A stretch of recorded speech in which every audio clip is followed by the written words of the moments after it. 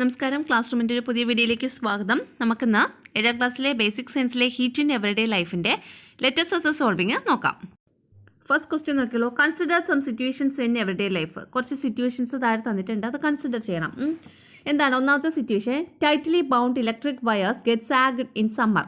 അതായത് മറ്റേ electricity wire ഉണ്ടല്ലോ, നമ്മുടെ പോസ്റ്റ് വഴി കൊടുത്തിട്ടുള്ള ഇലക്ട്രിസിറ്റി വയർ സമ്മർ സീസണിൽ സാഗ് ചെയ്ത് കിടക്കും അല്ലേ, വളരെ അയഞ്ഞ് കിടക്കും.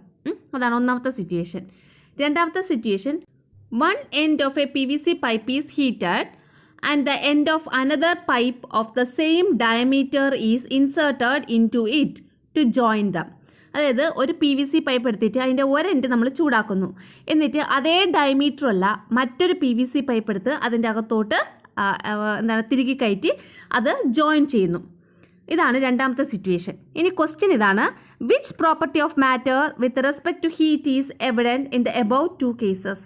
ഈ മുകളിലുള്ള രണ്ട് കേസസിലും മാറ്ററിൻ്റെ അല്ലെങ്കിൽ ഒരു സബ്സ്റ്റൻസിൻ്റെ ഏത് പ്രോപ്പർട്ടിയാണ് ഹീറ്റുമായിട്ട് ബന്ധപ്പെട്ട ഏത് പ്രോപ്പർട്ടിയാണ് യൂസ് ചെയ്യുന്നതെന്ന്. ഏത് പ്രോപ്പർട്ടിയാണ് ഹീറ്റുമായിട്ട് ബന്ധപ്പെട്ട ഏത് പ്രോപ്പർട്ടിയാണ് മുകളിൽ പറഞ്ഞ രണ്ട് സിറ്റുവേഷൻസിൽ യൂസ് ചെയ്യുന്നത്?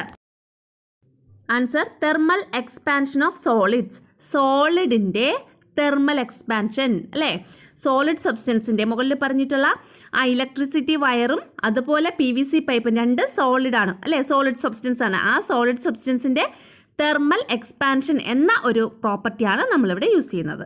അടുത്ത രണ്ടാമത്തെ question, based on this can you explain why a fully inflated balloon burst when exposed to sunlight. അതായത് നമ്മൾ നല്ലോണം വീർപ്പിച്ച ഒരു ബലൂണിന് സൺലൈറ്റിൽ കൊണ്ടുവയ്ക്കുകയാണെങ്കിൽ അല്ലെങ്കിൽ സൂര്യപ്രകാശത്തിൻ്റെ സാന്നിധ്യത്തിൽ പുറത്ത് വയ്ക്കുകയാണെങ്കിൽ അത് എന്ത് പറ്റും?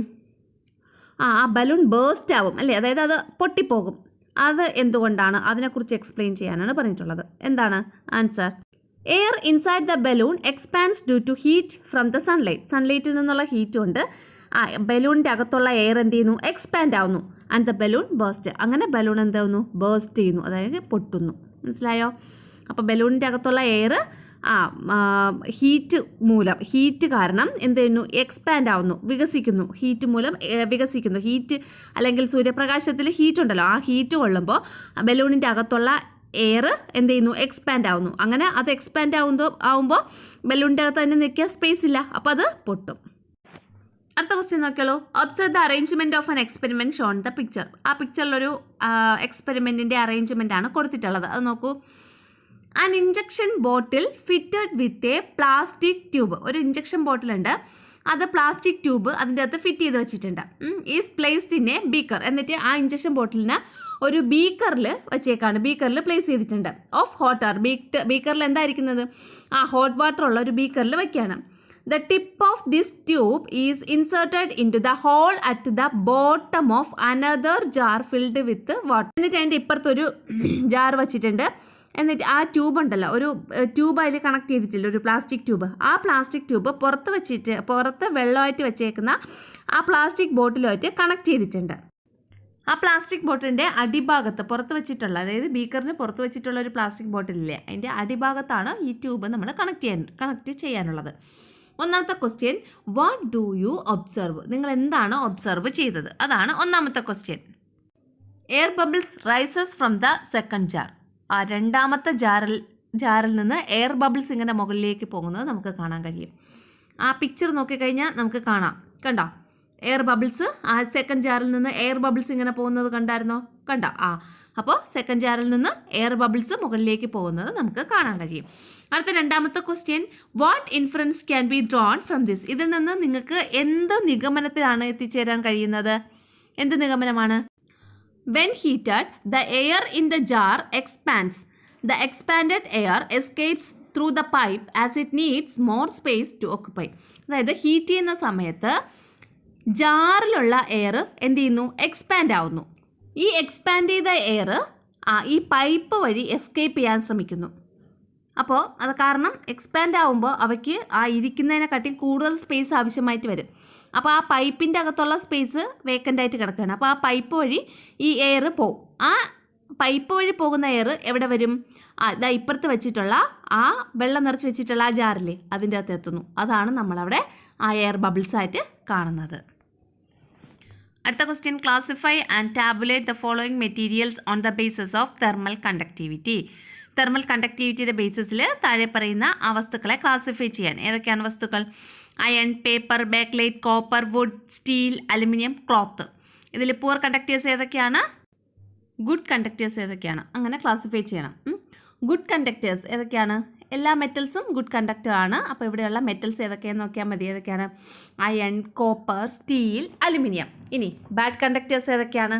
അല്ലെങ്കിൽ പുവർ കണ്ടക്ടേഴ്സ് ഏതൊക്കെയാണ്? Paper, bakelite, wood, cloth. ഇതൊക്കെയാണ് ബാഡ് കണ്ടക്ടേഴ്സ് അല്ലെങ്കിൽ പുവർ കണ്ടക്ടേഴ്സ് എന്ന് പറയുന്നത്. അടുത്തത്, have you notice the utensils used for cooking. നമ്മൾ കുക്ക് ചെയ്യാൻ വേണ്ടി ഉപയോഗിക്കുന്ന പാത്രങ്ങൾ നിങ്ങൾ നോട്ടീസ് ചെയ്യാറില്ലേ? What is the difference between the materials used to make the utensils and its handles.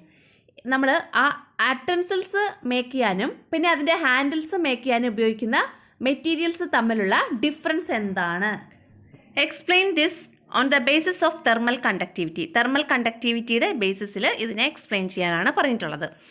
അപ്പോൾ cooking utensils are made up of good conductors of heat. ഹീറ്റിൻ്റെ good conductors, അതായത് ഹീറ്റിനെ നന്നായിട്ട് കണ്ടക്ട് ചെയ്യുന്ന, നന്നായിട്ട് കടത്തിവിടുന്ന സബ്സ്റ്റൻസ് എന്താണോ അത് വെച്ചിട്ടാണ് നമ്മൾ കുക്കിംഗ് അറ്റൻസിൽസ് നിർമ്മിക്കേണ്ടത്. And their handles are made of poor conductors. എന്നാൽ അവയുടെ ഹാൻഡിൽസ് നമ്മൾ മെയ്ഡ് ചെയ്യേണ്ടത് എന്ത് വെച്ചിട്ടാണ്? പുവർ കണ്ടക്ടേഴ്സ്, ഒട്ടും ഇലക്ട്രിസിറ്റി അല്ല, ഹീറ്റ് കണ്ടക്ട് ചെയ്യാത്ത സബ്സ്റ്റൻസ് വെച്ചിട്ടാണ് ഹാൻഡിൽസ് നമുക്ക് മെയ്ഡ് ചെയ്യേണ്ടത്. കാരണം ഹാൻഡിൽസിൽ നമുക്ക് അപ്പോഴപ്പോഴും പിടിക്കേണ്ടതായിട്ടുണ്ട് അല്ലേ, നമ്മൾ ടച്ച് ചെയ്യണം. അപ്പോൾ നമുക്ക് ചൂട് നമ്മുടെ കയ്യിൽ വരാൻ പാടില്ല. അതുകൊണ്ട് ഹാൻഡിൽസ് മെയ്ഡ് ചെയ്തേക്കുന്നത് ബാഡ് കണ്ടക്ടേഴ്സ് ഉപയോഗിച്ചും എന്നാൽ കുക്കിംഗ് അറ്റൻസിൽസ് മെയ്ഡ് ചെയ്യേണ്ടത് ഗുഡ് കണ്ടക്ടേഴ്സ് ഉപയോഗിച്ചുമായിരിക്കണം. അടുത്ത question, hot tea of same quantities kept in an open steel tumbler and in a closed glass tumbler of same size. ഒരേ സൈസിലുള്ള ഒരു സ്റ്റീൽ ടംബ്ലറും ഓപ്പൺ ആയിട്ടുള്ള സ്റ്റീൽ ടംബ്ലറും പിന്നെ ക്ലോസ്ഡ് ആയിട്ടുള്ള ഗ്ലാസ് ടംബ്ലറും നമ്മൾ എടുക്കുകയാണ്. ഒരേ ക്വാണ്ടിറ്റിയിലുള്ള ഒരേ ചൂടുള്ള ചായ ഏതിലൊക്കെയാണ് എടുക്കുന്നത്? 2 ടംബ്ലറിലാണ് എടുക്കുന്നത്, 2 ഗ്ലാസ്സിലാണ് എടുക്കുന്നത്. എങ്ങനെയൊക്കെയുള്ള ഗ്ലാസ്സാണ്? ഒന്ന് ഓപ്പൺ സ്റ്റീൽ ടംബ്ലറും മറ്റൊന്ന് ക്ലോസ്ഡ് ഗ്ലാസ് ടംബ്ലറും.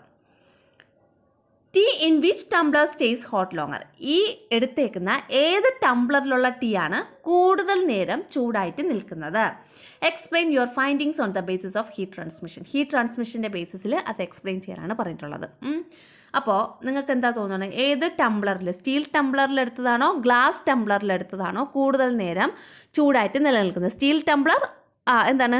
ഓപ്പൺ ആണ്. എന്നാൽ ഗ്ലാസ് ടംബ്ലർ ക്ലോസ്ഡ് ആണ്. ഏതാ? Tea in the closed glass tumbler stays hot longer. നമ്മൾ എടുത്ത ക്ലോസ്ഡ് ഗ്ലാസ് ടംബ്ലറിലെടുത്ത ടീ ആണ് കൂടുതൽ നേരം ഹോട്ടായിട്ട് നിലനിൽക്കുന്നത്.